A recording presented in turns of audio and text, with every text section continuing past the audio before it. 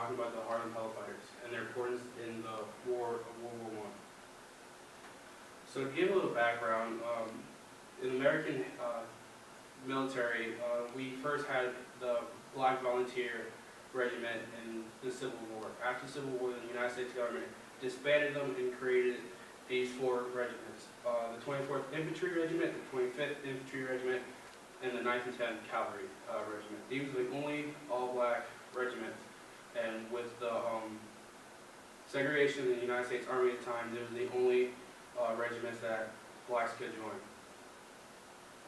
So, what war did the Harlem Hellfighters fight in? The World War I, also known as the War to End All Wars. It started in July 28, 1914, when Germany invaded France, and November 11, 1918. Ended in 1918. The reason for it started is that the small country of Serbia had broke ties with the Austro-Hungarian Empire, and radical group called Black Hands assassinated Archduke Ferdinand from the Austro-Hungarian Empire. This caused Austria to declare war on Serbia. Serbia then getting their ally, the Russians, to declare war on them. Germany, the Austros, allies, declared war on Russia. So during the time period, the four regiments were non-combatant, and there was a surplus of black volunteers in the American military, but the four regiments were already at mass capacity, so the American government did not accept any more. As World War I continued, the American government realized that they would need more soldiers. It started allowing blacks to start fighting and rejoin the military. They created two first all-black combatant divisions, 92nd Infantry Division and 93rd Division. The Harlem Hellfighters, known by the French the Men of Bronze out of respect, and the Germans called them the Harlem Hellfighters out of fear. They were part of the 93rd Infantry Division, also known as the 369th Regiment. Their motto: "Don't tread on me, goddamn, let's go." So, their role in the war. The 93rd were put under French command because the French government was asking for men for their huge loss at the beginning of the war. The American government, knowing that they had to give support, did not want to give their white soldiers over, and so they decided to give their black soldiers to the French. Also, another reason for this is because the American government knew that the French already was used to having blacks fighting. The 369th Regiment saw battle at the Argonne Forest and the Morse-Cot in the Austrian Marine counteroffensive.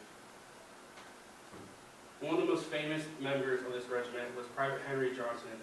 On May 5th, 1918, Henry and his other fellow soldier, Private Neiman Roberts, were on sentry duty. During that night, a raid of at least 12 German soldiers attacked. Outmanned and outgunned, the two valiantly fought on. During the raid, Johnson was severely injured, but continued fighting on. That's when he told Neiman to retreat and get. Neiman was injured and was going to be captured. Johnson then, with his only a knife and a pistol, counterattacked the Germans and was able to at least kill 7 of the Germans, causing them to retreat. During this, he received 21 wounds. He was able to earn the French Croix de Guerre, the Cross of War in French, the highest honor that the French military can offer. And in 2015, was awarded the Medal of Honor, the highest award a soldier can receive in the United States military. So, cool facts about this regiment. 178 individuals were awarded the French honor.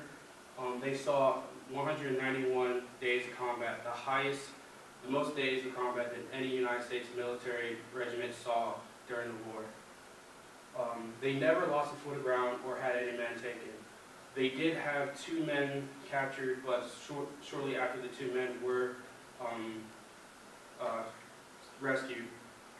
They also suffered around 1,500 casualties, the highest that any United States regiment ever saw. One of the most impressive facts I found is that around 1%, this regiment made up 1% of the United States military force in the war, but they covered at least 20% of the United States territory on the front. That is my presentation. Have a good day.